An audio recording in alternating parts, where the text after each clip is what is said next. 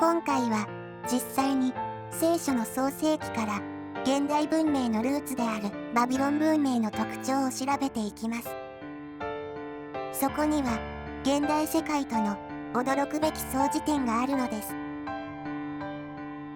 さて、全地は一つの言葉、一つの話し言葉であった。その頃、人々は東の方から移動してきて、シヌアルの地に平地を見つけ、そこに定住した。このシヌアルが、いわゆるシュメールです。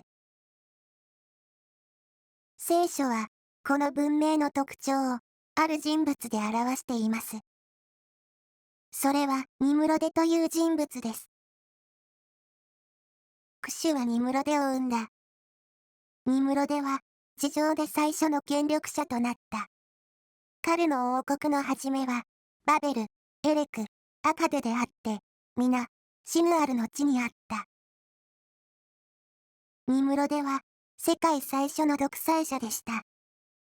その名の意味は、我々は反逆しようです。それは、神に対する反逆でした。ニムロデは、自分を頂点とするヒエラルキーを作り、荒人神として国を支配するシステムを発明しました。エジプトのファラオ、ローマ皇帝など、自分を神の座に据えて民を支配する独裁者は、皆、ニムロデのモノマネに過ぎません。彼らは互いに言った。さあ、レンガを作ってよく焼こう。彼らは、石の代わりにレンガを用い、粘土の代わりに歴製を用いた。そのうちに彼らは言うようになった。さあ、我々は、町を建て、頂が天に届く塔を建て、名を挙げよう。我々が全地に散らされるといけないから。これが有名なバベルの塔の物語です。ニムロデは、言葉巧みに民衆を惑わし、一致団結させ、神にまで届くような塔を建てるよう命じました。民衆は、その言葉に陶酔し、一丸となって国家プロジェクトを進めました。自然の石は不揃いで、作業効率が悪いため、レンガを発明して形を均一化しました。そして、人間も、同じように、同じ型にはめられました。民衆にとって、ニムロデは神でしたが、ニムロデにとって、民衆は、レンガの一つに過ぎません。その時、主は、人間の建てた町と塔をご覧になるために降りて来られた。主は仰せになった。彼らが、皆、一つの民、一つの言葉で、このようなことをし始めたのなら、今や、彼らがしようと思うことで、とどめられることはない。さあ、降りて行って、そこでの彼らの言葉を混乱させ、彼らが、互いに言葉が通じないようにしよう。一つの言語、一つの国民、一つの国、そして、その上に座す神のような一人の存在。それは独裁者の夢です。ニムロデの野望は、もう少しで叶うところでした。しかし、そこへ神が介入し、言葉を混乱させたのです。人々は、ニムロデの言葉がわからなくなってしまったので、塔の建設を諦め、バラバラに散っていきました。なぜ、神は言葉を乱したのでしょうか。私たち現代人は、戦争の原因を、言葉の壁による、お互いの無理解によるものと考えます。そこで、言葉を乱したという聖書の神を非難し、バベルの時代のように、言語を統一しようとします。そして、言語統一の危険性を考えません。ニムロデのような独裁者の夢は世界征服です。全世界を征服するには、全世界が独裁者の言葉を聞く必要があるのです。だから、言語が統一されている方が好都合なのです。全世界が一つとなったとき、確かにそこにはもう戦争はありません。しかし、それは真の平和ではありません。一人の独裁者への絶対服従があるだけです。簡単に説明しましょう。世界の言語が一つ、国が一つだとします。そこへ、ニムロデのような独裁者が現れると、言葉巧みに国民を騙し始めます。彼は、全権を手に入れると、言論を統制し、反対勢力をすべて粛清します。こうなると、独裁体制を倒すことは難しくなります。かつての鎖国時代の日本は、まさにこのようなミニバベル状態でした。豊臣秀吉の天下統一から続いた徳川幕藩体制は、権力者への絶対服従体制であり、そのヒエラルキーは堅固でした。もし、ペリーが裏側に来なかったら、今でもずっとそのままだったかもしれません。しかし、言葉の壁と国境があれば、話は違います。たとえ、ある国に独裁者が現れ、自国の実権を握ったとしても、言葉の壁と国境のおかげで、隣国は守られます。独裁者の言葉がわからないので、その甘い口車には乗りません。しかし、独裁者は、隣国も征服したいので、口実を作って侵略し始めます。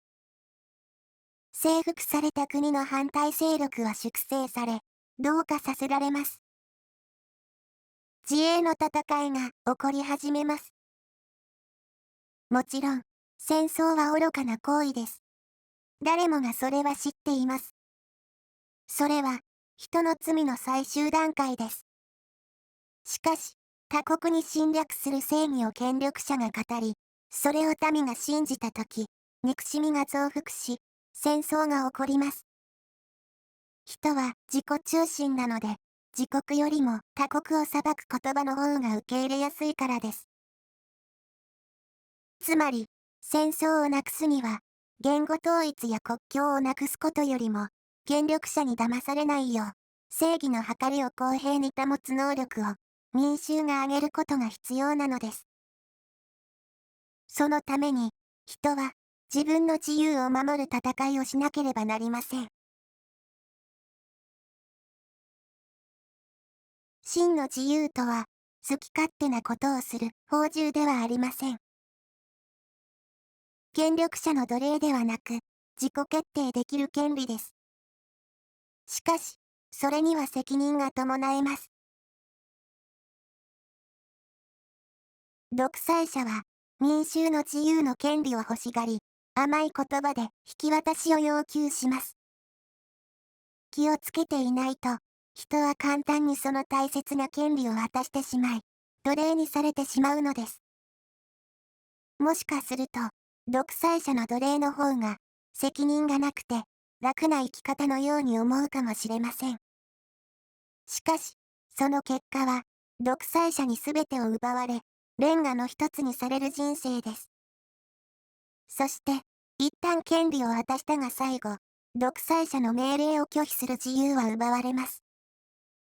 そうなってしまったら、簡単に自由を取り戻すことはできません。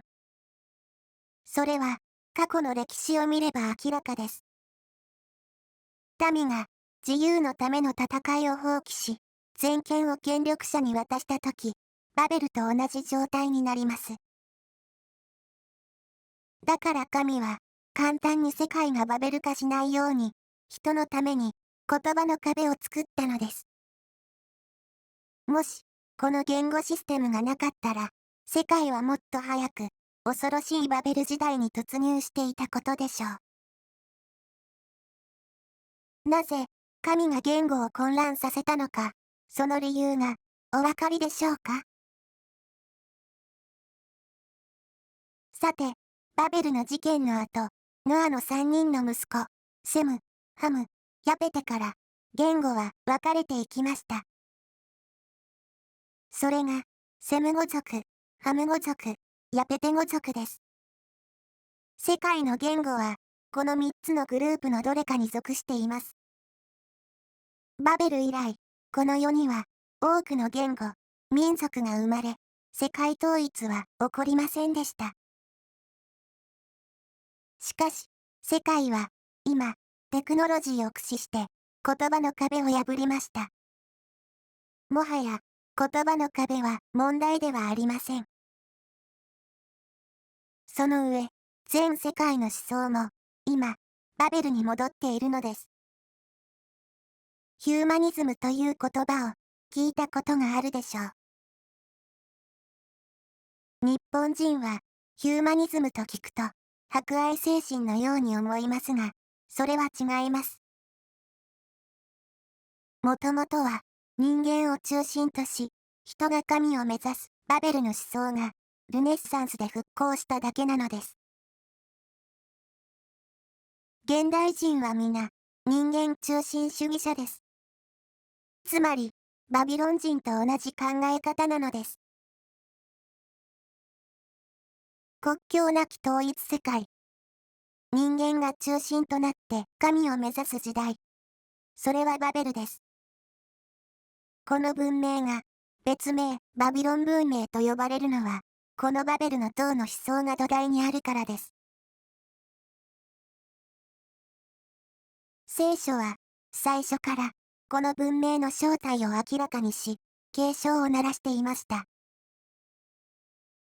人が神を目指しても、結局失望に終わり、自らを不幸にしてしまうからです。ルネッサンスが始まって以来、ヨーロッパはバベルへの道を進んできました。これを見てください。左は、バベルの塔がモチーフの欧州議会のビル、右はそのポスターです。その目指す思想が現れています。間違いなく、ヨーロッパは今、バベルのような帝国を再建しようとしているのです。EU ヨーロッパ連合では、すでに国境が廃止され、通貨も統合されました。すでに、言葉の壁も、国境もない今、独裁システムへの抑止力は、もうありません。独裁者にとっては、国々を征服しやすい状況になっているのです。聖書は、終末に出現する復興ローマ帝国を支配する一人の独裁者について、昔から予言してきました。その独裁者の登場によって、復興ローマ帝国は始まるのです。その人物は、ニムロデのような人物です。彼は、自らを神と宣言し、人々は彼を信じるようになると聖書は予言しています。バベルの再来。それが終末です。私たちは、聖書の予言通りに展開している世界を見ています。さて、次回は、このバビロン文明の負の遺産に光を当て、この文明のもたらす恐ろしい病を、さらに調べていきましょう。